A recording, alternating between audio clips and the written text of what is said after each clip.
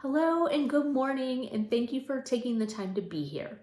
Fresh Squeeze is a quick reminder that you can do the hard things with your finances and how to get started. Today's theme is the joy of travel, the beginning of a series on great travel itineraries. My name is Kelly Reddy-Heffner, and although there is no one size fits all solution to your finances, you can start somewhere to work towards your goals, and we are happy that you are here today.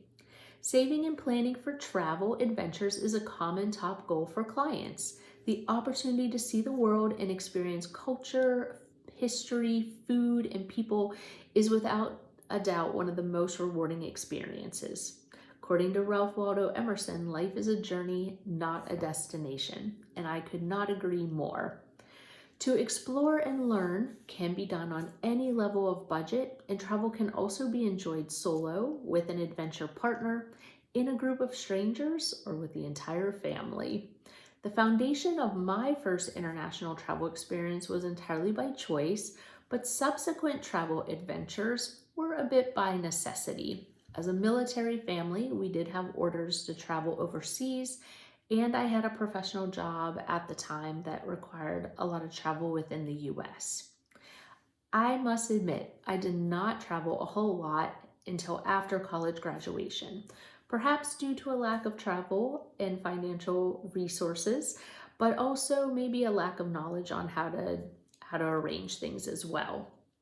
In college, I met my travel partner, and our first explorations were international. So, our first international trip was to Spain. So, I will start there as part of our itinerary series. We were graduate professional students with limited funds, and the adventure started with an email from an airline that was offering a flat reduced fare to 6 locations over a time frame that corresponded with our semester break. We put the 6 location names into a hat and drew the winning location, Barcelona. I actually can't recall the other options at the time. I am certain one was Rome, Italy. We went ahead and booked a cheap hotel and bought a travel book at the bookstore and got ourselves ready. The biggest costs of that trip were the airline tickets and the cost of the hotel. Tried to keep our other costs fairly low by eating and seeing things that were fairly budget friendly.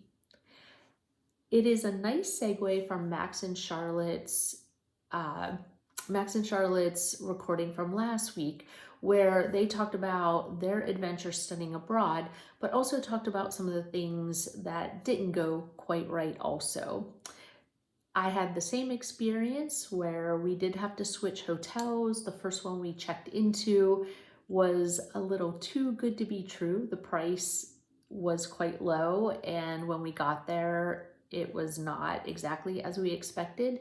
We were lucky we were able to cancel it, get most of the money refunded, and go around the bend and find something that was a little bit more to our liking in terms of location, cleanliness, and just feeling more comfortable in that space. We did also take the train from the airport to the hotel, and with luggage and distractions, trying to figure out the trains, I did have my decoy wallet stolen. I did know from reading up that there was a prevalence for petty theft, so I did have 2 wallets, and the one that was stolen was the one that only had $1 and my backup credit card in it. So I was able to cancel the credit card and not too much cash lost. So I do recommend to consider taking an Uber or a taxi when you have luggage, because you're already distracted with a volume of things going on, or to keep the luggage pretty minimal if you are going to travel by train.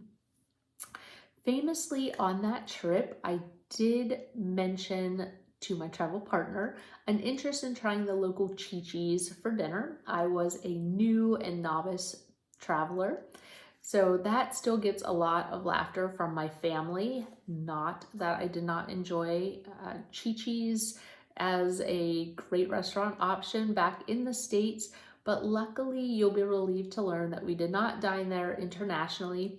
It did not take much convincing to try patatas bravas, jamon iberico, and gambas al ajillo instead.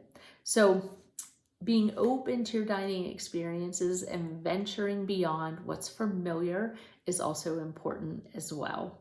We have since returned to Spain 3 times, including with our children. Today's fresh slice is choose the adventure. Life is too short not to. So that concludes our video for today.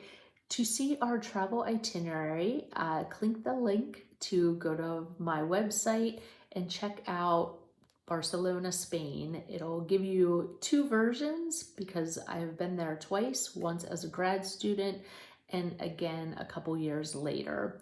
So 5 days, Barcelona, all of the highlights that we thought you might enjoy and could be a great foundation for you planning your own adventure. So save the money, determine how much you're going to need for your adventure abroad if it's Barcelona.